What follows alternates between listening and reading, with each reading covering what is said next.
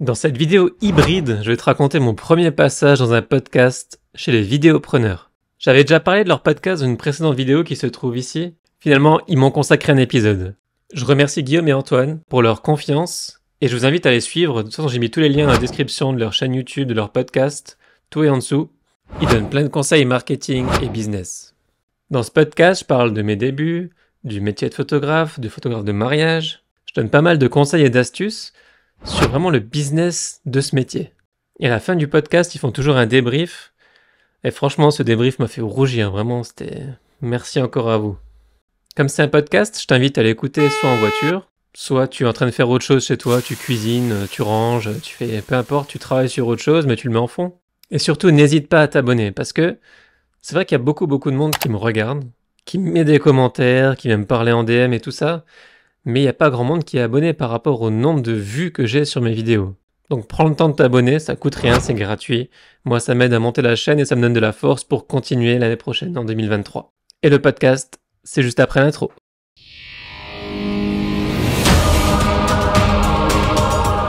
Bienvenue sur le podcast Les Vidéopreneurs. Nous sommes de retour après quelques semaines d'absence, on s'en excuse.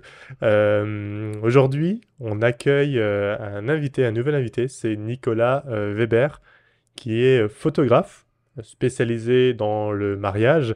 C'est toi, Guillaume, qui a eu la chance de discuter avec lui. Une belle rencontre, une belle conversation qu'on vous laissera bien sûr découvrir, mais peut-être en guise d'introduction, Guillaume, est-ce que tu peux nous présenter en quelques mots Nicolas? Ouais, alors en quelques mots, Nicolas, c'est un photographe de mariage qui exerce depuis longtemps. Alors j'ai plus la date exacte, mais je crois que c'est 7 ans, je crois, si je dis pas de bêtises. Bon, en tout cas, ça fait très longtemps qu'il est sur le marché de la photographie de mariage. Et surtout, moi, ce que j'apprécie particulièrement avec Nicolas, c'est qu'il a un vrai esprit business dans le sens où il a plein de tips qu'il a partagé vraiment sans filtre dans le podcast. J'ai vraiment aimé cette conversation-là.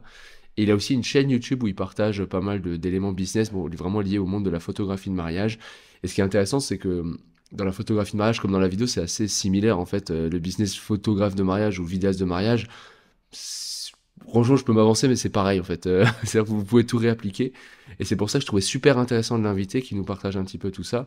Donc je vous laisserai écouter l'épisode, puis après vous pourrez découvrir, on mettra les liens de sa chaîne, tout ça en description. Vous allez pouvoir écouter tout ça. Absolument. Avant de vous laisser découvrir cette belle conversation entre Nicolas et Guillaume, on vous rappelle que vous pouvez télécharger un générateur de prix que nous avons créé qui vous offrira, selon la situation, tous les éléments pour que vous puissiez présenter le bon prix à votre client.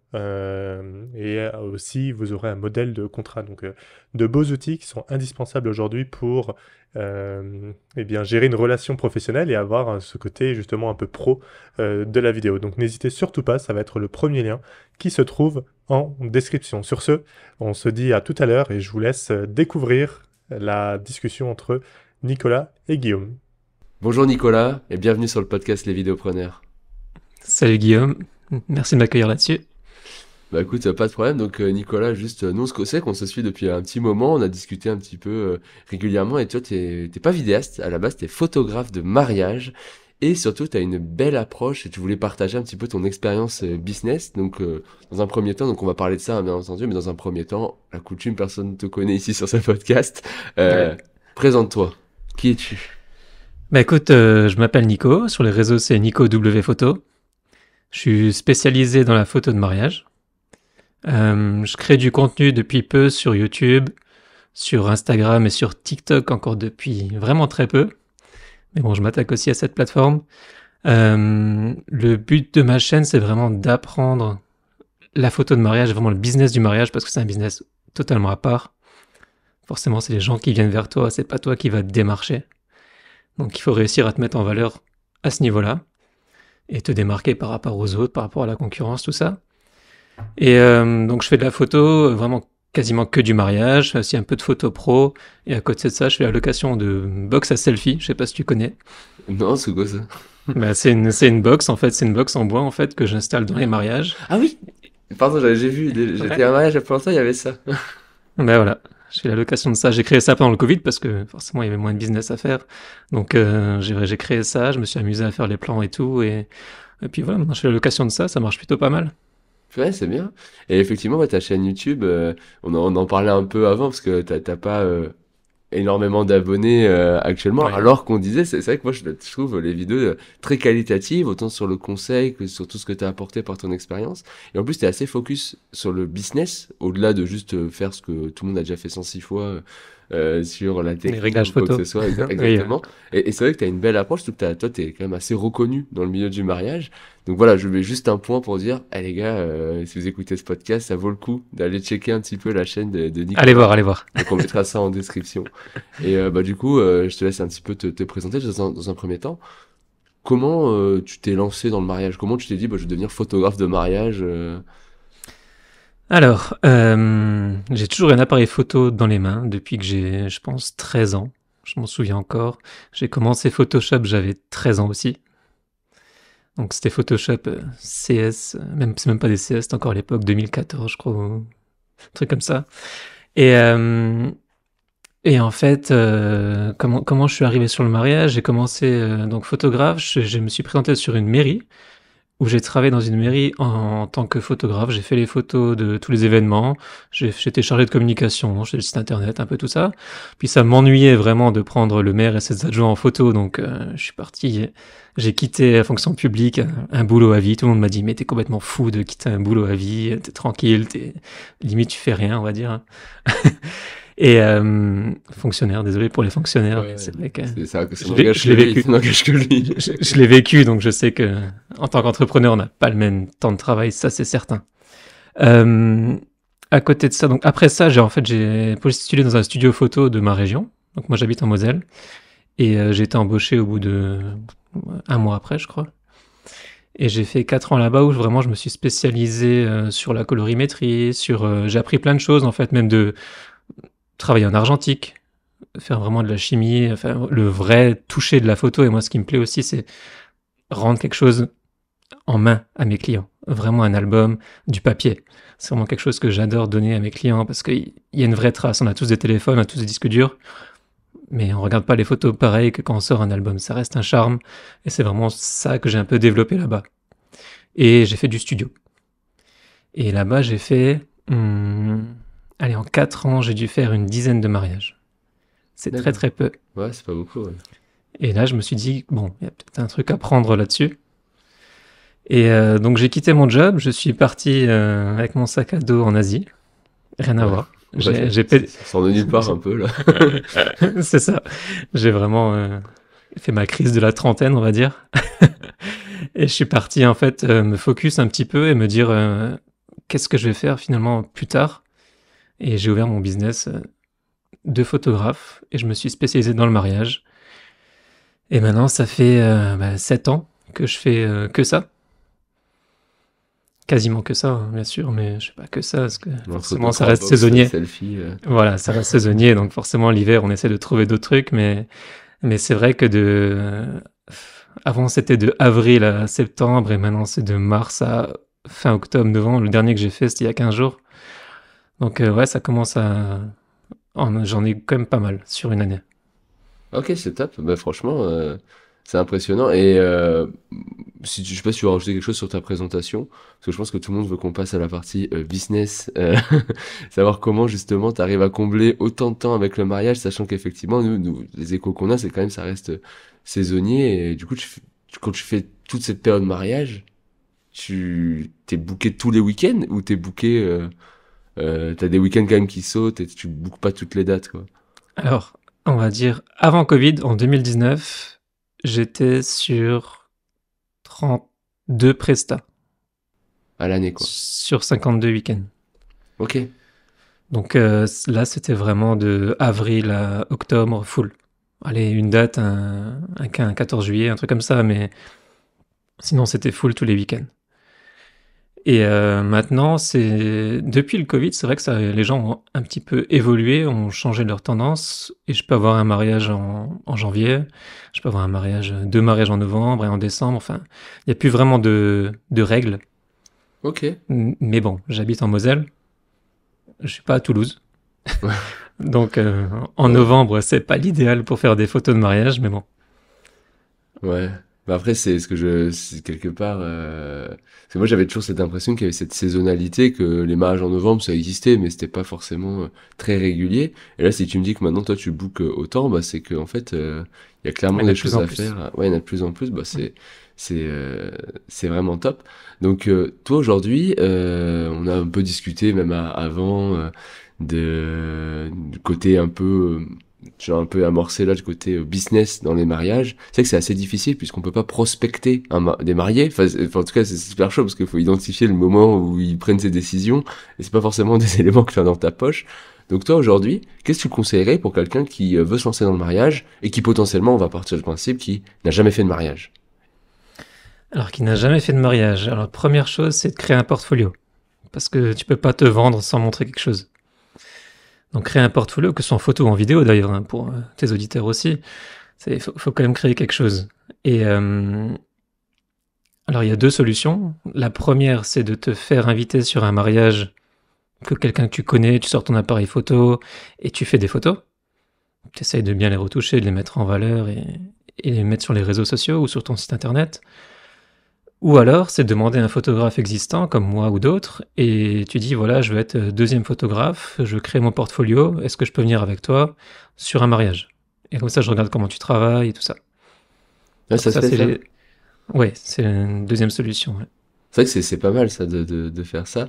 Et du coup, par exemple, je te dis ça, bon, t'es pas obligé de t'avancer, mais imaginons qu'un vidéaste écoute l'épisode. Ils se disent, Mhm. putain, c'est pas bête ce qu'il vient de dire. Est-ce qu'il peut te contacter et t'accepterais de le faire venir sur une presta que t'as pour qu'il fasse Alors, des vidéos? si le mari est d'accord, aucun Oui. problème. C'est vraiment ça. Si le mari est d'accord, franchement, il n'y a aucun problème. Moi, j'arrive toujours à... Ça m'est arrivé deux fois. Ça m'est arrivé d'avoir des refus aussi, hein. Il y en a qui m'ont dit non, on te veut toi, j'ai pas besoin d'un deuxième qui court partout. Ça, voilà. Après, c'est sûr, c'est des règles de cadrage aussi. Il ne faut pas que la personne soit là parce que sur un mariage, que tu sois photographe ou vidéaste, il y a toujours tonton Michel, moi je l'appelle tonton Oui, Michel, oui, oui, il est mais toujours. qui est souvent là et qui est dans ton champ et qui s'y connaît un peu mieux en photo que toi ou en vidéo que toi. Mais il est souvent dans ton champ, il faut lui faire comprendre que. Alors que si maintenant tu as un professionnel à côté ou quelqu'un qui se lance, tu vas lui expliquer que reste toujours derrière moi ou reste toujours dans un angle et on arrivera à jauger le truc. Ouais, non, mais c'est vrai que c'est excellent cette idée-là de contacter des professionnels et de collaborer ensemble pour faire son premier mariage, parce que c'est toujours difficile de faire un premier mariage, parce que si on a personne qui se marie Bien autour de sûr. soi, bon, c'est pas forcément simple. Et toi, du coup, si jamais tu devais dresser un portrait un peu de ton système commercial, d'où te viennent les opportunités aujourd'hui? Alors, 80% c'est du bouche à oreille. Ok. Vraiment, j'ai été sur un mariage, ils ont vu les photos, voilà. Ensuite, il y a 15%, je dirais, de réseaux sociaux. Des gens qui voient les photos, qui apprécient mon travail et qui viennent me contacter. En général, c'est sur Instagram. Ok. Ils viennent me contacter et me disent, voilà, est-ce que tu es dispo la date là? Et ensuite, il y a les annuaires comme mariage.net, par exemple. Ça marche bien. Ouais. Est-ce que je dois en citer d'autres? Ouais, si tu en as d'autres, oui, ouais. Non, mais voilà. C'est mariage.net qui marche le mieux. D'accord, mais quand même, t'as 80%, bah forcément, il y a un énorme effet de réseau dans les mariages, puisque t'es quand C'est même dans ça. la tranche d'âge des gens qui se marient le plus quand t'es sur Oui, un mariage. Donc, tu peux être sûr que sur 5 ans, il y a, je sais pas, 10 couples qui étaient là dans la salle qui vont se marier. Alors, pas forcément les couples qui étaient là à ce moment-là, mais oui, bien il y a sûr. des gens en tout cas qui étaient là, et effectivement, ils C'est vont aller au ça, plus ouais. facile, hein. Ils vont voir le photographe, ils ont aimé les photos, ils vont aller au plus simple. Et du coup, c'est quand même assez étrange de dire que 15% seulement viennent d'Instagram. T'as pas plus, quoi. Ouais. Non. Non, franchement, c'est même pas. C'est vraiment que le bouche à oreille parce que. Et je dirais même pas que c'est parce qu'ils ont apprécié les photos. C'est parce qu'ils m'ont apprécié moi le jour du mariage. Ok. Et c'est ça qui est le plus important, je pense, quand tu vas booker un mariage, que ce soit photographe ou vidéaste toujours. C'est la personnalité, c'est le moment du rendez-vous, c'est vraiment ça qui fait tout, parce que tout le monde sait faire des photos de mariage. En vrai, quand tu regardes tous les photographes de mariage, tout le monde sait faire des photos. Après, chaque personne a sa sensibilité, et c'est là qu'il faut vraiment trouver le petit Hmm. truc en plus. Donc, Ouais, le ça rendez-vous. reste ça reste de l'artistique, hein, de toute façon. Il Ah, le faut rendez-vous, c'est réussir important. à se dire que c'est le plus beau jour de leur vie, normalement, ou un des plus beaux jours de leur vie, et que ouais, qu'il faut qu'ils te fassent confiance en fait. Ouais. Et ça, c'est vrai que bon, ça, on va parler juste après du rendez-vous client dans les mariages, on va voir un petit peu ta méthode à toi. Juste pour revenir sur mariage.net, c'est que alors dans la communauté des clients des vidéopreneurs, il y a quand même un débat sur mariage.net en disant que alors il y en a qui disent bon que ça marche plutôt bien parce qu'il y a une version payante. Il y en a qui Oui. disent qu'en fait la version payante c'est énormément de devis à faire et très peu de devis signés finalement. C'est quoi ton avis par rapport à ça? Alors c'est vrai qu'il parle en vidéo, il parle pas en photo. Oui. Euh, J'ai pris le payant pour la première fois cette année. Je l'ai jamais utilisé avant en payant. Ouais. Sachant Je quand même l'ai- que t'as d'excellents résultats, on parle pas de tes résultats, enfin, peut-être je pourrais les partager. Sachant que ça fait 7 ans que j'existe tout simplement. Donc, Ouais, ouais. voilà. Et, euh, et donc c'est la première fois, ça fait depuis septembre. J'ai énormément de demandes. Honnêtement, Ouais. par rapport à avant, il y a beaucoup de demandes, ça c'est sûr. Et au niveau du booking, allez, 5%. Ouais, donc c'est quand même C'est beaucoup de votre temps. vraiment, c'est vraiment pas. Après, hein, il y a aussi des clients, malheureusement, qui ne regardent pas tes dispos, alors qu'elles sont affichées dessus, et qui te disent, voilà, est-ce que t'es dispo le 17 juin? Non, je suis full en juin, ça fait 2 ans. Voilà. Mais c'est beaucoup de, ouais, comme tu dis, de devis et pas beaucoup de retours finalement. Peut-être que ça va changer, hein, on n'est pas encore à l'abri de. De toute façon, les plus grosses périodes de booking pour moi depuis 7 ans, c'est octobre et janvier. Pourquoi? Parce que le mec a fait sa demande en mariage sur la plage en Corse en septembre, ils réfléchissent un peu, il se trouve la salle et il commence à biper. C'est souvent après les vacances. Et la deuxième fois, c'est à Noël, devant Ah toute la ouais. famille. Et Ah donc ouais. souvent, c'est en janvier qu'on a des retours. D'accord, ok. Là, c'est intéressant ça. Et c'est vrai que tu as dit quelque chose qui est super intéressant qu'on a pu remarquer, c'est que la première chose que les jeunes mariés sur lequel ils se renseignent, c'est le lieu. Donc Toujours. ça fait des super partenaires, ouais, effectivement, les lieux pour être Oui. mis en avant si on veut Ouais. effectivement bah, voilà, trouver des contrats quand on débute, quoi. Donc là, tu parlais un petit peu de... Donc mariage.net, juste quand même pour dire, c'est vrai que ça demande quand même un certain temps, un certain enfin, un temps, un investissement financier, un investissement en temps. Et Oui. tu me dis que les résultats, bon, c'est pas énorme non plus, alors tu craches pas dessus, mais... Et souvent, on nous dit aussi que sur mariage.net, les clients sont beaucoup plus attentifs au prix, dans le sens où bah, ils consultent tout un tas d'autres personnes en même temps que toi, et c'est embêtant, quoi. Je sais pas. Alors, il y a deux écoles là-dessus. Est-ce que tu affiches tes prix ou pas aussi sur ton site internet? Ouais, c'est vrai. Donc ça, Nous, on ouais. dit que non, faudrait pas le... On le dit, en fait, on dit que oui, que quand tu veux pas que les gens d'en dessous te contactent. Quand t'as beaucoup de Mhm. demandes, en fait, pour filtrer, Ouais. justement. Éviter le gars qui te dit, bah, 300 € c'est bon, alors que, non, mais mec, t'es sérieux. Je vais te dire, je suis C'est clair. booké sur 2 ans et tu me dis 300 €. Bon. Oui, c'est ça. Et, Bon, après, le taux de rentabilité, on va dire, sur mariage.net, si maintenant je prends un pack sur mariage.net, allez, on va dire à 1000, 1500 €, peu importe, c'est un mariage. Tu vois, donc si t'en bookes deux, c'est déjà rentable. ouais, non, c'est vrai. Donc c'est pas l'investissement, il est pas non plus énorme enfin, par rapport à la rentabilité. C'est le temps, surtout. C'est-à-dire que C'est le quand t'es temps. quelqu'un comme toi qui est quand même bien booké, tu dois normalement un peu mesurer ton temps sur qu'est-ce que je fais, qu'est-ce qui rapporte le plus. Et quand tu te dis, je remplis 60 devis par semaine, bon, c'est sûrement pas ça, mais et que t'en signes 5, tu te dis, ouais, bon, est-ce que Mhm. vraiment. Ouais, bien sûr, hein. Donc ça, c'est un peu compliqué, quoi. Après, il y a aussi les autres prestataires qu'il faut devenir ami avec eux, Ouais. que ce soit un vidéaste, que ce soit les décorateurs, les traiteurs, tout ça. Si tu as un bon feeling avec eux le jour du mariage, en fait, ça c'est un conseil que je peux donner aussi, c'est que quand tu es prestataire de mariage, discute avec les autres. Fais-toi pote avec les autres, puis après, si il y en a que t'aimes pas, c'est pas grave, hein. Mais ceux-là vont reparler de toi. Et moi, je le fais pareil. On va dire que j'ai même un autre photographe. Si maintenant je suis booké la date là, je lui donne. Et il me donne, et inversement. Ah ouais. Et j'ai un vidéaste que j'essaye de placer sur chaque mariage parce que je sais qu'il travaille super bien. Il a fait mon mariage. Et voilà.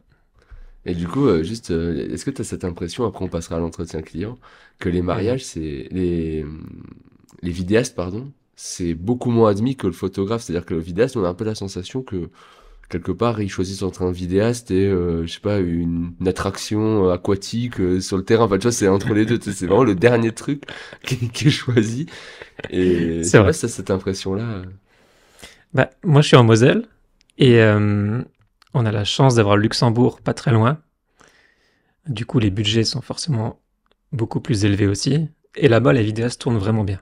Donc, s'il y a des gens du coin, allez au Luxembourg. C'est là-bas qu'il y a de l'argent, c'est là-bas qu'il y a du business à faire.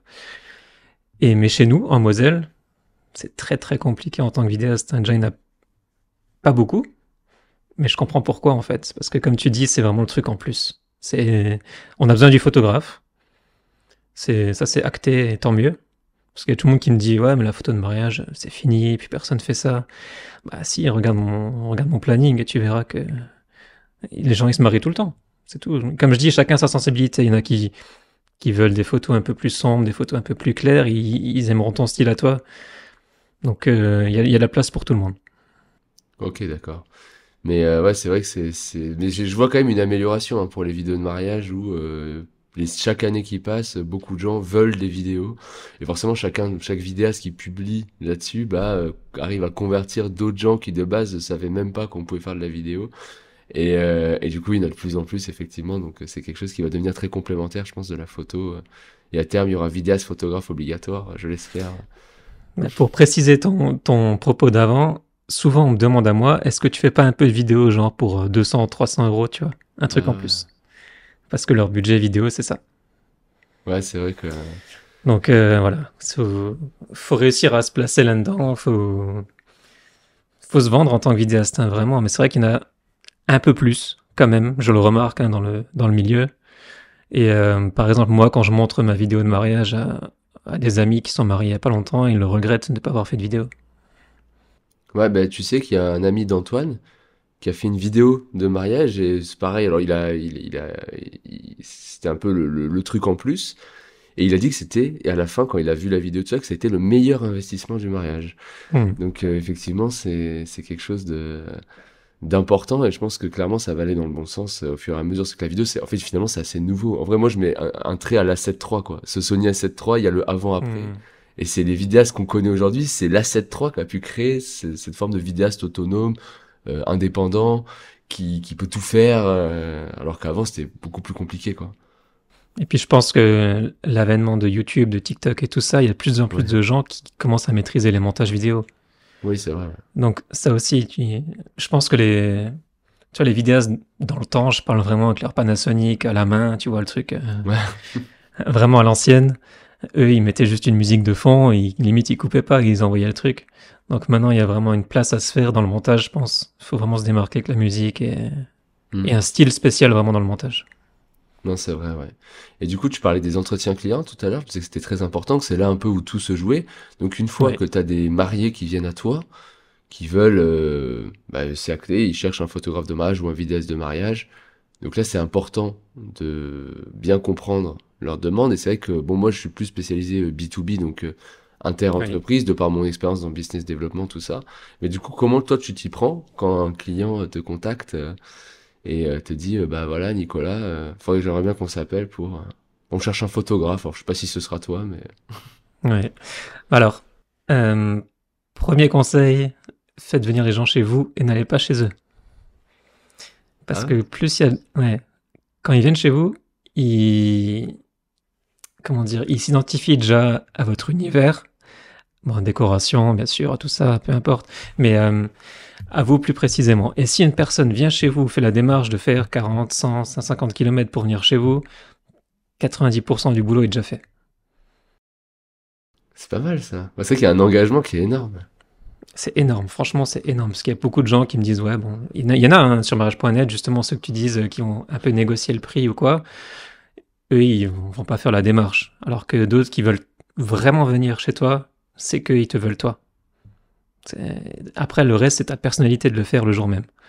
Après, bien sûr, tu vas montrer. Moi, je montre mes photos, j'ai des albums magnifiques où c'est vraiment là, on va dire, une plus-value par rapport à d'autres photographes. Je suis allé chercher des fournisseurs pour avoir des albums magnifiques. Donc, ça fait vraiment un packaging en plus. Mes vidéos qu'ils voient le jour même, ils les ont vues sur Instagram ou sur mon site. Donc ça, il n'y a pas de plus-value là-dessus. C'est vraiment la personnalité et pour moi, le packaging en plus. Mais la personnalité qui va tout faire le jour même, s'intéresser à eux. Pas s'intéresser à ce que toi tu fais. Pas leur montrer, voilà, j'ai fait une photo là, le truc là, magnifique, j'ai fait une pause longue 30 secondes, j'ai tourné autour de mariés avec un feu d'artifice, c'est une photo de dingue. C'est pas ça qu'on veut voir. Enfin, c'est pas ça qu'ils attendent les clients. Ok, ils regardent la photo, ouais, c'est beau, mais c'est pas le truc le plus important.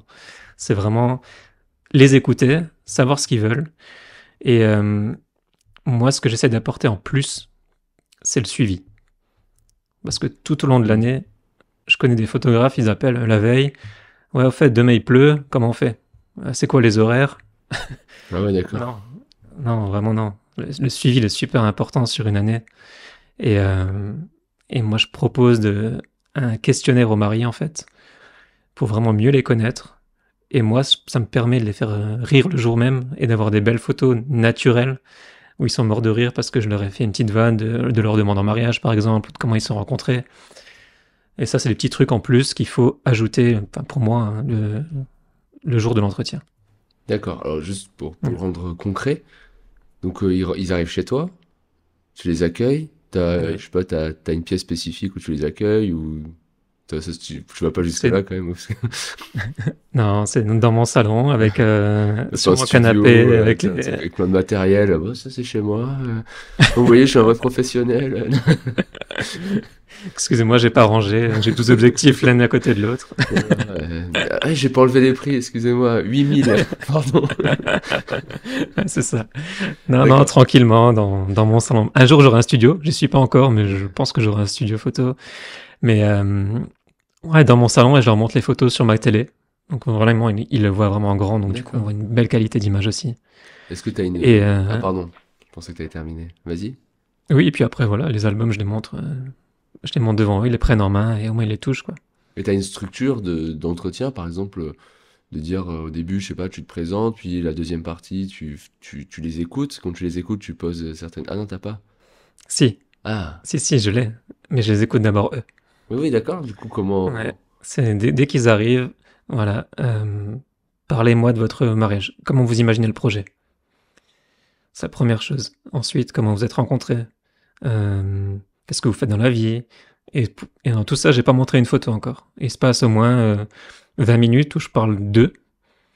Ensuite, je me présente un petit peu moi. Et je leur dis que voilà, j'ai travaillé en studio photo, que je fais ça depuis 7 ans, etc. Et ensuite, je montre les photos sur la télé et je montre un mariage complet. Parce que c'est vraiment ça qui attire les gens. C'est forcément sur Instagram, on montre nos meilleures photos de couple, Hmm. nos meilleures photos de soirée, nos meilleures photos de préparatifs, mais on montre pas un mariage complet. Et ça, c'est vraiment super important parce qu'ils vont s'identifier aux personnes qu'ils voient en face d'eux sur la télé. Et ils se disent, ouais, mais ça, c'est comme ça que j'aimerais mon mariage. Il est parti des préparatifs, il a fini jusqu'à la pièce montée, toutes les photos sont top. Donc ils s'identifient là-dessus. Et à la fin, euh, je vais chercher le contrat dans une autre pièce. Comme ça, je les laisse réfléchir un petit peu Ah, c'est pas mal. et discuter entre eux. Et ensuite, j'attends un petit peu et je redescends et je leur donne le contrat. Tu Et les fais ils signer signent ou one shot, pas. quoi. Ils signent ou pas, mais voilà, ça arrive très très très souvent qu'ils signent, quoi. D'accord, ouais, ils signent directement ici. Ouais, c'est ça. Ouais. Et comment? Ils- Parce que du coup, t'as une mono-offre ou t'as plusieurs offres ou t'as un J'ai contrat? trois, j'ai trois forfaits. D'accord. En fait, j'ai trois forfaits sur mon site. J'ai un forfait qui va en fait, si tu veux, de les photos de couple, les cérémonies, donc mairie, église, jusqu'au cocktail. Ensuite, à ça, tu ajoutes le deuxième forfait où tu ajoutes jusqu'à la pièce montée, donc toute la soirée. Et le troisième forfait, donc là, c'est all inclusive, la totale, c'est box à selfie, drone, enfin la totale, tu vois. Petit montage vidéo, enfin, voilà, C'est lequel qui est le plus pris le full. Ah ouais. Et sur ton contrat, du coup, t'as les trois. Enfin, je sais pas, c'est peut-être un truc qui coche ou je sais pas. Ouais, c'est en fait, il y a un package et puis à côté, il coche. Ouais. Ok, ça c'est super intéressant parce que c'est ce qu'on dit régulièrement. Souvent, le temps joue contre vous. C'est-à-dire que des fois, vous pouvez avoir fait le meilleur entretien client, avoir pu démontrer vraiment votre valeur. C'est à ce moment-là où la personne a vraiment toutes les bonnes informations et tout ça. Et en fait, le pire, c'est que plus le temps passe, plus bon, il va un peu relativiser, il va un peu oublier tout ce qui a été Mm. dit. Et ça joue vraiment contre vous. Quand vous savez que vous êtes la meilleure personne pour aider, là, par exemple, toi, pour la photo de mariage, t'es la meilleure personne pour les aider là, maintenant, tout de suite, ça vaut le Oui. coup, effectivement, de. Enfin, c'est votre rôle de faire ce que tu fais. Et je trouve ça excellent d'avoir les contrats déjà préfaits. Tac, écoutez, si vous voulez, on peut s'engager. Et du coup, est-ce que ça C'est ça, arrive ouais. qu'un client te dise, bon, on va réfléchir, on va laisser Oui, ça passer arrive aussi. une semaine et on revient vers toi. Tu réponds quoi? Alors, il y a des personnes qui, par exemple, arrivent avec un... Ils sont super organisés, ils sont allés voir 3 salles, ils ont prévu d'aller voir 4 photographes, ils ont les fiches et tout, tu vois, ils commencent à noter Ah ouais, combien d'accord. ça coûte, quel temps et tout. Et alors là, bon, j'ai une technique, oui ou non, mais je trouve ça normal en fait. Je leur dis, mais écoutez, vous êtes venus jusqu'ici, j'ai vu votre réaction quand j'ai ouvert les albums, ça vous a plu, les photos vous plaisent, qu'est-ce qui vous empêche de signer maintenant? Pardon, personne n'a vu, mais dans la vidéo, j'ai fait un signe parce que je dis ça, c'est une vraie question. Et non, mais c'est vrai, qu'est-ce qui vous empêche de signer maintenant? Alors, si c'est le budget, en général, ils le disent pas, ils doivent encore réfléchir. Et après, en général, ils signent quand je dis ça. Ok, Ah, c'est pas mais mal, hein. c'est rare qu'on me dise. Après, si c'est le budget, on peut toujours faire un effort ou ajouter un truc. Comme je dis, il faut jamais baisser les prix, mais il faut toujours ajouter un truc. Je vous sors une photo en 50-60 euh, le lendemain du mariage ou un truc comme ça. Ah ouais, d'accord. Mais ça, Mhm. toi, t'ajoutes quelque chose, mais au même prix, quoi. C'est ça. D'accord, ok. Et ça Je arrive fais une offre en souvent plus. que les gens bloquent sur le budget parce que je me dis quand même. Tout dépend de la personne qui l'a envoyé chez moi. D'accord, ok. Si c'est moi qui ai géré le truc, que ils sont passés par mon site, ils ont vu les prix, ou ils sont passés par mariage.net, ils ont vu les prix, y a aucun souci, ils sont au courant des prix. Mais si maintenant c'est le traiteur d'à côté qui m'a dit allez voir chez Nico, il est bien, bah, ils n'ont pas vu les prix, ils savent pas du tout ce que c'est, et quand ils arrivent à un forfait à 2 000 euros, alors qu'ils avaient prévu 400 euros pour le photographe, je suis plus cher que le traiteur, quoi. Donc ouais, il y a des réticences à ce niveau-là, on va dire. Bah non, c'est vrai que c'est compréhensible, oui. Et du coup, donc là, le client signe, on va dire, dans Mhm. notre exemple. Il s'en va, tout content. T'as dit que tu faisais les suivis. Comment t'organises à Oui. partir de ce moment-là, de ton côté, la prestation pour faire les suivis du jour de la signature au jour du mariage? Alors, est-ce que vous connaissez Notion? Oui, enfin, ils te répondront pas, mais ils connaissent. Ouais, donc moi j'utilise Notion en fait depuis pas mal de temps. Et du coup, je crée une page Notion donc partagée. Ou alors, eux, ils peuvent modifier donc l'horaire de la mairie par exemple quand ils la savent, parce qu'en général, ils la savent pas tout de suite. Quand ils signent chez moi, c'est 1 à 2 ans avant. Ils sont pas au courant de tous les horaires. Et ils peuvent donc modifier ça. Moi, je peux leur poser des questions là-dessus. Ils peuvent aller sur Pinterest, me glisser une photo dedans, un truc qu'ils ont aimé et que je devrais faire en photo, si j'arrive à le faire, mais bon, en général, ça va. Et pas qu'ils me demandent un truc en hélicoptère au sommet d'une montagne, mais ouais, non, c'est des petites idées photos qui mettent dessus. Et je leur téléphone en général 3 fois dans l'année pour demander, mais justement, est-ce que vous avez les horaires? S'ils l'ont pas mis dans le Notion, est-ce que est-ce qu'il y a des petits trucs que je dois savoir, une surprise qui a été prévue, que je dois prévoir un autre matériel? Est-ce que la mairie est très petite, faut que je prenne un grand angle de fou? Enfin voilà, c'est des petits trucs en plus. Et puis forcément, on va dire 1 semaine avant ou 3 jours avant pour la météo. On cherche toujours une solution de repli au cas où. Et ensuite, ce qu'ils reçoivent tout de suite en sortant de chez moi, ils reçoivent donc le questionnaire pour les mariés. Ça marche très bien sur mon YouTube d'ailleurs. C'est là où je capture le plus de mails, c'est au questionnaire des mariés. Ah ouais, bah ça fait un bon lead Ouais, magnet pour ceux qui connaissent le exactement. terme. C'est ça. Et donc le questionnaire des mariés reçoivent un guide euh, du mariage, parce qu'on sait toujours comment ça se passe un mariage quand on est invité, mais pas de l'intérieur.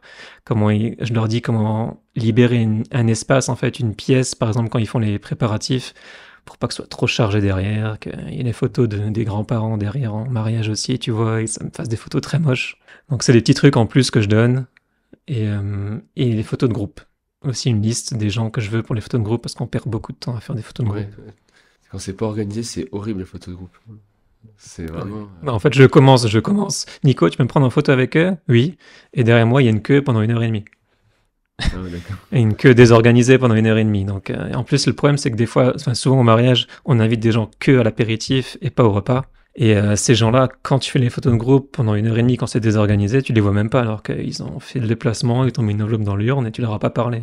C'est ce que j'explique toujours aux mariés, que ça, j'aime bien quand c'est carré, que on s'occupe des photos de groupe pendant 25 minutes et c'est fini. Après, vous profitez des gens. C'est ça, et tu sais que ouais, t'as groupe 1, groupe 2, groupe 3. Tout Voilà, ça, c'est c'est ça. organisé parce que c'est vrai que enfin, j'ai eu les deux cas, les cas très organisés où justement bah, ça va vite. Parce que Mm. quand c'est pas organisé, souvent c'est ah, on fait la famille, ah, mais il est où, machin, et nana, Et voilà. et Mm. machin, ah, mais je sais pas, je le trouve pas. Et t'es là, C'est t'attends ça. déjà 10 minutes juste qu'il trouve quelqu'un, et le gars, bon, on peut pas y en vouloir, il était pas au courant qu'il devait se faire prendre en photo, donc. Et puis le temps que la Ouais. personne aille le chercher, bah, il y en a un autre qui est parti boire une bière parce qu'il en avait marre Ouais, c'est d'attendre. ça. Ouais, c'est ça. Ouais, c'est interminable et tu passes des C'est fois une ingérable, heure. c'est ça. Ouais. Et toi, t'attends. C'est un peu comme le déménagement où t'arrives, les cartons sont pas faits, quoi. Tu vois, c'est un peu la Oui, même voilà. chose, quoi. Ah, l'armoire, elle est pas démontée? Ah, d'accord. Bah, ça rentre ça dans le kangou, non? Ouais, c'est On a ça. on a un petit peu digressé là. Mais d'accord. Donc toi, et pour les appels, donc tu te mets des rappels, j'imagine, pour Bah, en fait, je sais quand sont mes mariages. ah Et, ouais, d'accord. Ça et en fait voilà, quand... 30, ça fait 30 appels à chaque fois à passer, 30 Ouais, organisations, 30 ils sont... Notion. Non, le Notion, je le crée devant eux pendant le Ah rendez-vous. ouais, d'accord, ouais. Je connais les prestataires qui sont là, comme ça je peux voir avec les prestataires si j'ai des affinités, si je les connais. On va bosser ensemble, est-ce que tu as prévu un nouveau truc, enfin, etc. Ouais, Et surtout savoir donc le lieu, les adresses, tout ça, parce que des fois on voyage pas mal sur un mariage. ouais, c'est vrai. Et du coup, là, tu parlais tout à l'heure de te lier un peu aux prestataires en place, de manière générale Oui. de favoriser les effets de réseau. C'est quoi, est-ce que tu as des techniques, par exemple, sur le jour du mariage pour te dire, je vais accentuer les effets de réseau sur les invités qui sont là? T'as des techniques? Ouais. Alors, sur les invités, oui, et sur les prestataires. D'accord. Sur les prestataires, c'est Partage-nous très tout très ça. simple. Sur les prestataires, c'est super simple. Si t'as un DJ ou un chanteur ou un truc comme ça, prends-le en photo, fais des belles photos de lui et tu les envoies une semaine après. Le mec, il sera content d'avoir des photos de lui qui sont faites par un professionnel et pas par tonton Michel avec son téléphone. Et en plus, il sera content parce que tu l'auras pas prévenu et il va parler de toi. Et du coup, au niveau du réseau, on va dire, bah voilà, lui, je suis super bien accroché avec lui le soir-là, il m'envoie des photos, je m'en suis servi sur mon site internet, sur les réseaux. Et ça, c'est déjà vraiment un plus. Après, forcément, t'es toujours à table avec les prestataires. Intéresse-toi à eux, c'est tout. Hein. Reste pas dans ton coin sur ton téléphone et voilà. Et sinon, avec les invités, alors, de toute façon, c'est une technique de De- loupard. Vas-y, technique de Marlou, là. Il va nous Marlou Ted. Allez. Alors, quand il y a le lancer du bouquet, tu repères les filles qui sont donc célibataires non mariées Ouais. et tu vas les prendre en photo avec leurs copains pendant la soirée, plusieurs fois. Mais attends, pardon, il y a un truc que j'ai pas dit. Elles sont célibataires? Et tu les prends en Quand tu photo leur... avec les copains? Oui, avec leurs copains, Ah, célibataires non mariés, je parle. Ça veut dire que c'est celles qui vont bientôt se marier. d'accord, ok. Ah oui, ah d'accord, non, c'est... Voilà. Ok, pardon. Elles sont avec quelqu'un, mais elles sont pas mariées. C'est ça, elles sont pas mariées. C'est pas célibataire, c'est pas le vrai terme. Bon, bref, je vais pas chipoter, mais... Mais ouais, c'est vrai que quand on demande pour faire un lancer de bouquet, on demande toujours les célibataires et non mariés. Donc Ouais. voilà, c'est pour ça que je dis ça. Et donc je les repère, je les prends en photo. Et s'ils passent un bon moment avec moi, ils vont me rappeler. Purée, c'est malin, ça, hein. J'avais jamais entendu ça. Non, c'est vrai que c'est très malin de faire ça, parce qu'effectivement, c'est celles qui sont le plus à même... Potentiellement tes futures clientes. c'est ça, exactement, le plus à même de se marier très prochainement, quoi. C'est ça. Et ça m'est déjà arrivé. J'ai un mariage l'année prochaine de personnes avec qui j'ai bien accroché à un mariage il y a 2 ans. D'accord. Si jamais tu devais... après, j'imagine que tu dois pas suivre ça à 100%, ce genre de statistiques, mais c'est combien de personnes que tu signes comme ça, qui se marient et qui te rappellent, suite à cette technique, quoi? Ah, j'ai pas vraiment de statistiques là-dessus. C'est Parce que possible. je le fais depuis, allez, 2-3 ans. Et puis il y a eu le Covid, donc forcément, j'ai pas les bonnes statistiques. Mais ça m'est déjà arrivé 3 fois en 3 ans. C'est pas mal, hein, quand même. Pour juste envoyer une Ouais. photo, Pour même pas envoyer la photo, c'est juste tchatcher avec eux, rigoler avec eux le jour-là. Et après, quand ils reçoivent la galerie des mariés, que les mariés leur aient partagé, ils voient leurs photos d'eux, de couple plutôt sympa, bah, ils me rappellent. ouais, c'est sympa. Non, ça, c'est une belle technique. Est-ce que tu as une autre technique, peut-être, que tu fais, je sais pas, distribuer des cartes de visite à un moment ou... Alors j'ai hors de voir des cartes de visite sur les tables. C'est vraiment le truc. Hein. Les gens, ils ont préparé des tables, ils ont fait une déco Ouais, de c'est fou. vrai. Et des fois, je vois des flyers et des cartes de visite, mais j'ai honte. Donc ça, je fais pas. Souvent, bon, c'est plus pour rigoler qu'autre chose, mais quand la femme célibataire rattrape le bouquet, je lui fais la photo et je lui donne ma carte tout de suite. Je lui dis voilà, ça c'est pour l'année prochaine. C'est Pas mal ça. Et tu vois, l'effet, il est là. T'as rigolé. Ouais, c'est clair, Elle a rigolé. c'est clairement. Là, tu c'est nous ça. as fait une masterclass de. Là, vous pouvez pas vous lancer dans le mariage et pas réussir. Enfin, c'est impossible, quoi. Non, sinon, j'ai pas de technique. Vraiment, les prestataires, c'est super important quand même. Qu'est-ce que je peux donner comme conseil encore sur un mariage? Toujours prendre la pièce montée en photo avant qu'elle sorte, avant que tout le Ah, monde la voie. pourquoi? Parce que souvent, c'est des choux, et les choux, ça tient pas avec la chaleur. Et j'ai vu combien de fois, mais je sais pas, j'ai dû faire 150, 200 mariages maintenant. Euh, Combien de fois j'en ai vu tomber? En fait, Ah ouais, ça ça tombe, arrive. ouais, à cause de la chaleur, en fait. Il passe d'une chambre froide, il la mène tout de suite, et là, ah, ben, Tata va faire un discours, 20 minutes. Et là, tu vois la pièce monter, tomber, flancher petit à petit, et du coup, les photos sont horribles après. Mais heureusement, comme tu as fait une photo avant, en vidéo aussi, hein, je parle photo toujours, mais on parle de vidéo aussi. C'est les mêmes conseils pour tout le monde. Ouais, ouais. Vous savez qu'on parle de photo, mais tout ce qui a été dit, c'est complètement applicable en vidéo, parce qu'on n'a même pas parlé de technique en tant que telle. On a juste Non, parlé non, c'est de l'univers ton du système, mariage. voilà, ton système commercial. Limite, ça pourrait marcher pour un DJ, hein, tout ce qu'on a dit. Oui, bien Mais, sûr. mais du coup, juste quand même, parce que là, tu soulèves un point intéressant dans les mariages, peut-être si on peut conclure là-dessus, c'est quels sont les moments vraiment où faut pas louper, quoi. C'est-à-dire, enfin, au-delà de l'alliance, tout ça, mais c'est-à-dire, par exemple, est-ce que tu as des astuces à donner sur comment tu te places, comment tu réfléchis à où tu es? Parce que moi, je sais que les premiers mariages que j'avais eu, c'était un peu la difficulté, c'est que des fois, tu te retrouves mal placé, et du coup, tu dois te redéplacer à un moment où, bon, t'es pas discret du tout, quoi, quand tu le fais. Tu vois, genre, tu es Ouais. assis à un discours, et toi, t'es là, genre, excusez-moi. Alors, sur ça, je vais pas dire que je suis sans gêne, mais bon, je me placerai jamais devant la personne, ça c'est Ouais, ouais. sûr. Mais je ferai un petit tour ou je me dépêcherai, ça y a pas de. Mais on va dire les moments super importants pour moi, donc ça reste l'entrée de l'église, si c'est une église. Ne surtout pas oublier le marié. Et ça, c'est toujours ce que les gens ils oublient quand ils font les photos. Donc le marié rentre, il se place avec sa mère. Et ensuite, donc les témoins rentrent, je les prends en photo ou en vidéo. Ensuite, la mariée rentre et tout le monde les prend, tout le monde prend en photo la mariée. Mais personne regarde le regard du marié. Et ça, c'est super important. C'est une photo qui est incroyable quand tu arrives à être derrière la mariée et que tu as le regard du marié en train de soit découvrir sa femme la première fois dans la robe, soit même s'il l'a déjà vu avant, tu vois, avec son père en train d'arriver et en train de se dire c'est maintenant que je vais dire oui. Ça, c'est des moments super importants. Ouais, c'est vrai que ça, c'est un bon tips, quoi. C'est pas mal. Est-ce que tu as d'autres conseils ou d'autres éléments à partager d'un point de vue, pas technique, mais de ce côté-là, des choses vraiment à pas louper dans un mariage ou dans le placement ou dans... Enfin, Alors, il y a peut-être un autre tips, c'est la négociation avec le curé.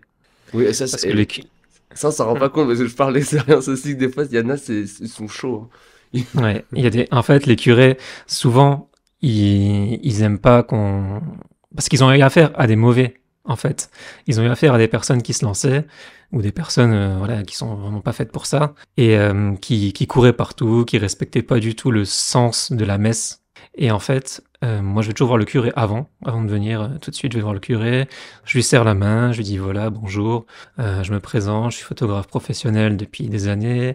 J'essaie d'utiliser le flash le moins possible, comme ça, je vous gênerai pas dans votre discours. Pendant l'homélie, c'est le moment où il parle, où pour lui, c'est le plus important. Je fais pas de photos.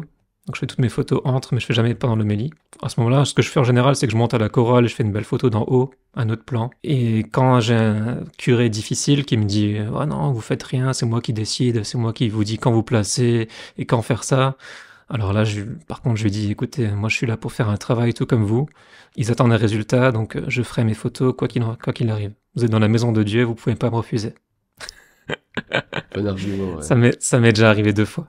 Et Bon, c'est deux fois. passé. Et puis après ils sont venus me dire que ça s'est super bien passé. Donc voilà. Mais c'est vrai que j'essaye de pas utiliser le flash pendant l'église. Ouais, bon, ça, y a pas de Donc souci avec les vidéastes, hein, s'il y aura pas de flash, mais voilà, effectivement, peut-être c'est pas ça. prendre. Mais c'est toujours un problème, les églises, parce que des fois, elles sont très sombres, c'est pas forcément Ouais. simple. Après, aujourd'hui, les boîtiers, type A7S3 et tout, je pense que ça va passer nickel. Oui, oui. Vraiment, il n'y a pas besoin de flash, ou il n'y a pas besoin de. Enfin, pas besoin de flash, il n'y a pas besoin de lumière supplémentaire. Mm. Donc ok. Est-ce que tu aurais quelque chose à rajouter sur cette partie? Non, je pense qu'on a fait le tour des mariages, mais le truc le plus important pour moi, c'est vraiment de se dire qu'il y a de la place pour tout le monde et que chaque personne a sa sensibilité, que ça reste un art. Il faut pas se dire, voilà, j'ai peur de me lancer. Non, foncez. D'accord. Alors, Mm. super fin. Donc après, on va passer un petit peu, parce que comme tu as donné une porte ouverte à ceux qui veulent te contacter pour se lancer, bon, et, tu pourras revenir sur ces décisions. On te laissera une porte de sortie. Si jamais tu Non, as non, y a pas 15 de souci. demandes à chaque fois, ça va être compliqué. Et du coup, on pose toujours les mêmes questions en fin d'épisode quand on a des invités. Mhm. Alors, il y en a une pour toi, t'es photographe. Je vais te demander, même si tu connais un peu la vidéo, on en avait déjà parlé, voir un peu Oui. si tu fais un peu la transposition. Première question, c'est selon toi, c'est quel boîtier pour commencer? Alors, pour avoir fait un peu de vidéo aussi, j'ai fait ma plus belle vidéo avec l'iPhone. J'ai fait un b-roll d'une pizzeria avec un iPhone 13 Pro, bon quand même assez récent, mais pour moi c'était ma plus belle vidéo. Et en fait, faut vraiment pas se casser la tête sur le matériel. De toute façon, vous le dites à chaque fois, mais c'est tellement vrai. C'est, on peut faire une belle photo avec un téléphone, c'est pas grave. Quasiment, je veux dire, toutes mes vidéos que je fais sur TikTok ou toutes mes vidéos que je fais sur Instagram, même les trucs que je fais pendant les mariages, c'est fait avec mon iPhone. C'est très rare que j'utilise mon boîtier, mon Fuji, pour les vidéos, parce que justement, je veux séparer, je veux pas que ça prenne trop de place non plus, hein, forcément. Je garde ma place sur mes cartes pour mes photos, mais le reste, ouais, je fais avec l'iPhone. Un stabilisateur, et c'est tout. Voilà. Ah, moi, je trouve que c'est vrai que l'iPhone, la qualité, elle est impressionnante, quoi. Oui, bien sûr. C'est vraiment bluffant, quoi. Après, c'est problématique des fois dans la vidéo, plus pour un rapport avec les focales où t'as pas forcément un jeu de plan qui est intéressant, mais hormis ça, niveau qualité, c'est clair, hein. Ouais. C'est un truc de taré, Et quoi. c'est vrai que le client, il louche un peu au début quand il voit l'iPhone arriver. Bon, quand tu commences à poser le stabilisateur dessus, il se dit, bon, il est quand même un peu pro en plus. Mais quand il voit le rendu, il dit plus rien de toute façon. Oui, ouais, c'est ça, c'est ça. Et après, c'est toujours pareil, c'est d'expliquer, hein. On avait C'est reçu ça. une personne qui s'appelle Harold Gardas, qui est le Oui. CEO de Commedia, et qui Mhm. s'était un peu moqué, parce que tu sais, en gros, il disait, non mais moi, là, il y avait des gars, ils prenaient des grosses caméras juste pour impressionner le client, et ils disaient, mais les gars, vous êtes idiots ou quoi? Au lieu de louer ce truc-là méga cher, mettez ça dans votre poche, non? Ce sera peut-être mieux, non? Ouais, c'est clair. Et donc lui, Ah, c'est vrai. il était tout à fait d'accord avec le truc-là, filmé avec un téléphone, quoi. Sauf que lui, à la base, n'est pas vidéaste, donc... Deuxième Ouais. question. Quel conseil donnerais-tu à un vidéaste qui souhaite se lancer ou qui vient tout juste de se lancer pour développer Hmm. son activité? Deuxième partie, pardon. On reste dans le mariage? C'est vrai que c'est ton domaine, alors pour toi, oui, c'est, on va dire, pour développer son activité dans le mariage, voilà. Le réseau. Le réseau, franchement, pour commencer, voilà, comme j'ai dit tout à l'heure, fais-toi ami avec les prestataires du mariage. Fais-toi connaître, montre-leur déjà que tu existes, tout simplement. Tu partages un wedding planner, tu partages tes réseaux sociaux. Tu dis voilà, je suis nouveau, je m'installe dans la région. Ça, c'est mon style de photo. Si ça vous plaît, contactez-moi, tout simplement. Puis ensuite, de ta piqûre de relance, on va dire sur une année, et ça passera. Mais surtout le jour même, une fois que tu es booké sur un mariage, parle avec les gens, avec les autres prestataires et fais bonne impression avec eux et puis ils parleront de toi. Ouais, super. Bah, c'est vrai que le réseau, c'est top. Et souvent, quand on dit le réseau, on a un peu l'impression d'une fatalité. C'est-à-dire que si j'ai pas le réseau maintenant, c'est mort, c'est pas possible. Et comme tu viens de le dire, en fait, le réseau, ça se crée, hein. C'est-à-dire que tu peux ne connaître Oui, personne et tu vas juste contacter les gens. Tu vois, tu peux être une bonne porte d'entrée, hein. Je te contacte toi sur tes réseaux. Voilà, bien sûr. j'habite en Moselle, voilà, la porte d'entrée, elle est là. La porte d'entrée s'appelle Nicolas, quoi. C'est ça. Donc aujourd'hui, est-ce que tu te considères comme un photographe, dans ton cas, ou un entrepreneur? C'est dur parce que la photo, ça reste vraiment ma passion et je prends vraiment du plaisir à le faire. Mais l'entrepreneuriat, c'est tellement chouette aussi, c'est des hauts et des bas, hein. Voilà, comme j'ai dit, je suis dans l'événementiel. On a connu une crise de Covid qui était quand même monstrueuse pour nous. Il fallait s'en sortir, il fallait trouver quelque chose, et c'est ça un entrepreneur en fait, c'est être résilient, c'est faire plein d'échecs et remonter la pente. Donc moi, ce que j'ai fait, comme je dis pendant le Covid, j'ai créé une machine à selfie pour pas m'ennuyer, pour pas. J'avais très peu de contrats. J'en ai eu quand même quelques-uns. Normalement, on n'a pas le droit de le dire, mais j'en ai eu quelques-uns parce qu'on n'avait pas le droit de faire des mariages. Ouais, ouais. Voilà, c'est ça. Et les gens ils les faisaient à la maison, hein, c'est comme ça. Et ouais, voilà, je pense que ce mot résilience qu'on a tellement entendu pendant le Covid, il est super important pour un entrepreneur parce qu'on fait des erreurs, on échoue, mais il faut pas lâcher parce que des fois on est aux portes de la réussite et on arrête et c'est bête. Ah, c'est vrai, ouais. Faut surtout avoir une belle, moi j'aime bien dire un peu ton ego de côté, et réfléchir Ouais. correctement aux problématiques. Quand tu échoues, bah, faut être très rationnel et se demander bah, pourquoi ça n'a pas fonctionné, tu vois. Et éviter l'émotionnel au plus possible. Et c'est difficile, quoi. C'est pas forcément simple. Mm. Donc, ouais, c'est. C'est pour ça qu'il faut faire du sport. Ouais, mais ça, c'est la prochaine question. La transition est toute faite. Ouais, t'as mon plan sous les yeux ou quoi? Non. Donc, une petite recommandation. Alors, tu sais, je sais pas si tu suis le podcast. Alors, je sais que t'as écouté quelques épisodes, mais tu sais, on peut donner toujours une Oui. recommandation lifestyle, tout ça, avec Antoine. Donc, en fait, là, ça va être ton tour. Est-ce que tu as une recommandation lifestyle? Donc, ça peut être un programme de muscu, une habitude que tu as quelconque, voilà, un livre, en tout cas, toute chose qui te permet d'être une personne meilleure aujourd'hui ou un meilleur entrepreneur. Alors, moi, je fais du sport. Je fais Ouais, beaucoup de sport on en a et parlé ouais, tout à l'heure. Tu m'as un peu humilié, quoi, je te le dis. en fait, quand je fais du sport, donc déjà, je coupe complètement avec ma vie d'entrepreneur, ma vie de photographe, les réseaux sociaux qui te pourrissent quand même beaucoup la vie, hein, quand on regarde un niveau de temps perdu sur les réseaux, c'est monstrueux. Et en fait, le sport, enfin, pour moi, ça me donne des idées. Par exemple, quand je suis en train de courir, quand je suis en train de faire du vélo, ou bon, pas quand je nage, parce que je réfléchis trop à la coulée. Mais quand je fais vraiment du vélo ou quand je cours, c'est vrai qu'il y a des idées qui viennent, qui seraient pas venues si j'étais devant mon ordi en train de chercher à comment développer mon business. Je pense que c'est un... Alors, je suis pas un chimiste en dopamine et en toutes les activités du cerveau, mais ça doit bien sûr aider le sport, hein, c'est fait pour, hein.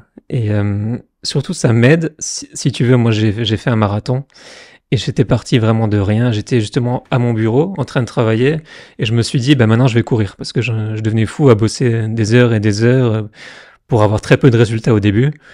Et donc j'ai pris mes chaussures, je suis allé courir. Et puis au bout d'un an, je me suis dit, je vais me fixer un objectif, un gros objectif pour voir si mon mental en fait est capable d'atteindre cet objectif.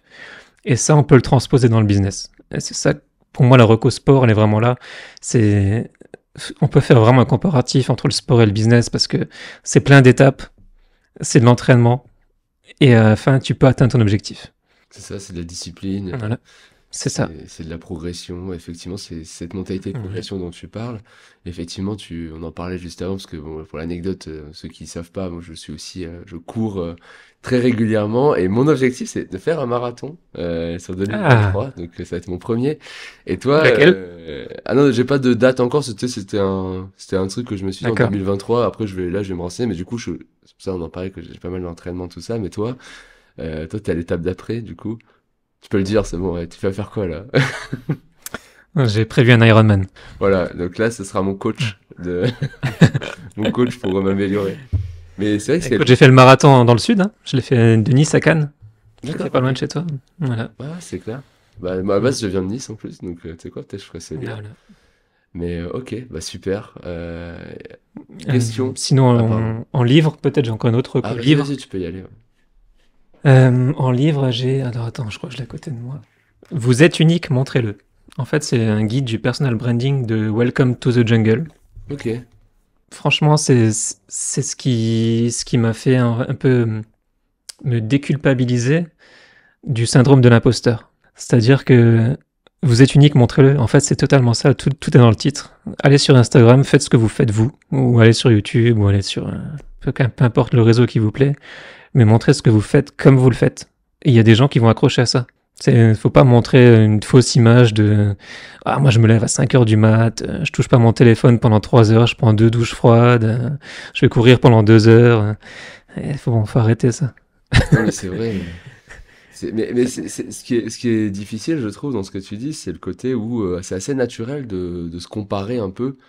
Tu sais, naturellement, tu vois à droite à Oui. gauche ce que les gens font, et c'est vrai que tu vois qu'une vitrine finalement de leur vie, et toi, t'es un peu toi, t'as l'arrière-boutique dans ta tête, si tu veux. Toi, tu vois ta Ouais, c'est vie ça. sur tous les plans, Mm. et notamment les moments où t'es peut-être moins bon que... Oui, Des bien fois, tu vois, sûr. je sais pas, tu te lèves, Mm.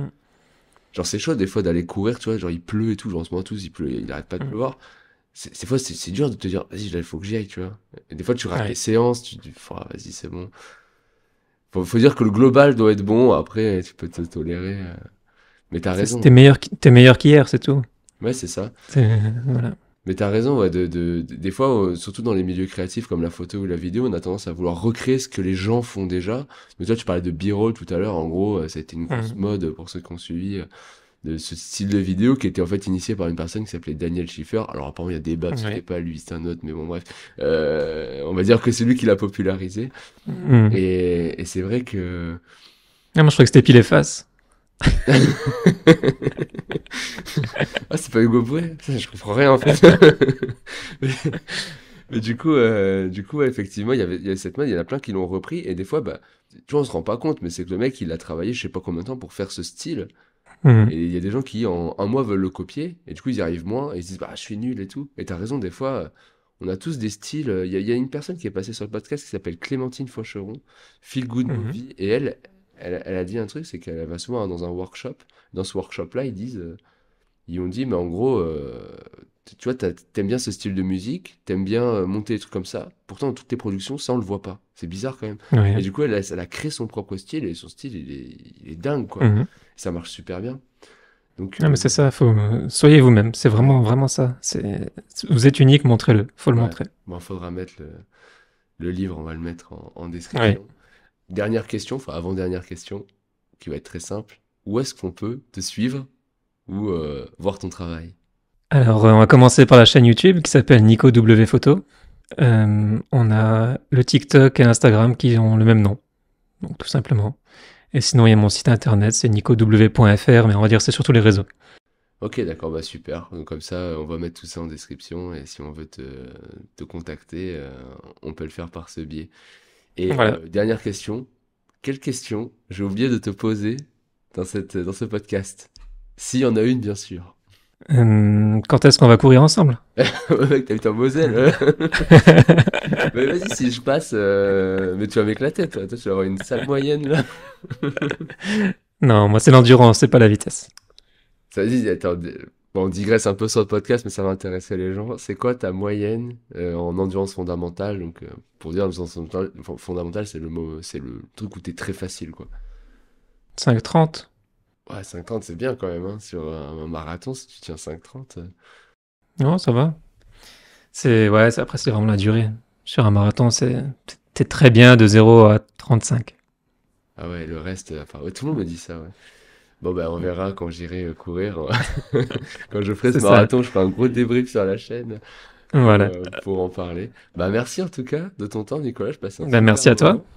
Je pense que Et moi aussi. tu nous as fait une masterclass de business avec toutes tes petites techniques, tes petites choses, ton entretien, le truc des photos là, que tu t'expliquais. Ça, c'est vraiment the tips de l'année, je pense. Donc, j'espère que l'épisode vous a plu et nous, on va débriefer avec Antoine. Ça marche. Ben, écoute, merci à toi et à bientôt. Ciao, ciao, Nicolas. Nous revoilà. Merci encore, Guillaume, pour d'avoir pris le temps de discuter avec Nicolas. Puis merci, Nicolas, pour ce partage. Effectivement, d'énormément de conseils, de bonnes pratiques qui sont très business et clairement qui s'appliquent aussi pour les vidéastes, comme tu le disais lors de l'intro. Euh, je dirais que au-delà des conseils très terrain et très concrets, moi, ce qui ressort vraiment, je trouve, chez Nicolas, c'est cette volonté d'apporter la meilleure expérience possible en fait à ses clients. C'est une notion qui est extrêmement importante et moi qui me touche aussi beaucoup, mais qui a complètement son sens quand on est dans le mariage, parce qu'on sait que pour les mariés, c'est le moment, un des jours les plus importants de leur vie, et puis il faut que tout fonctionne vraiment bien. Et ce que j'ai bien aimé, en fait, c'est cette approche qu'il a de se dire, ben, moi je suis photographe dans le mariage, mais au-delà du côté photographie, j'ai beaucoup plus d'expérience que vous dans le mariage. Ce qui est Ouais, logique, puisque lui, il ouais, en a ouais. fait beaucoup plus que les mariés. Et en fait, c'est cette approche-là que j'aime beaucoup, où finalement, petit à petit, on va laisser plus de place au conseiller de confiance, parce qu'il sait exactement, en fait, eh bien, qu'est-ce que attendent les mariés, et, euh, et imbriquer finalement après les bons coups de la photographie pour apporter la meilleure expérience, les meilleurs souvenirs à ses clients qui sont donc dans le mariage. Donc j'aime vraiment bien cette posture-là de se dire, ben oui, je suis dans la photo, mais surtout, je sais comment ça fonctionne un mariage et je sais exactement eh bien, comment en profiter pour que d'un point de vue photo, ce soit l'expérience la plus aboutie pour vous lors de ce jour qui est très spécial, quoi.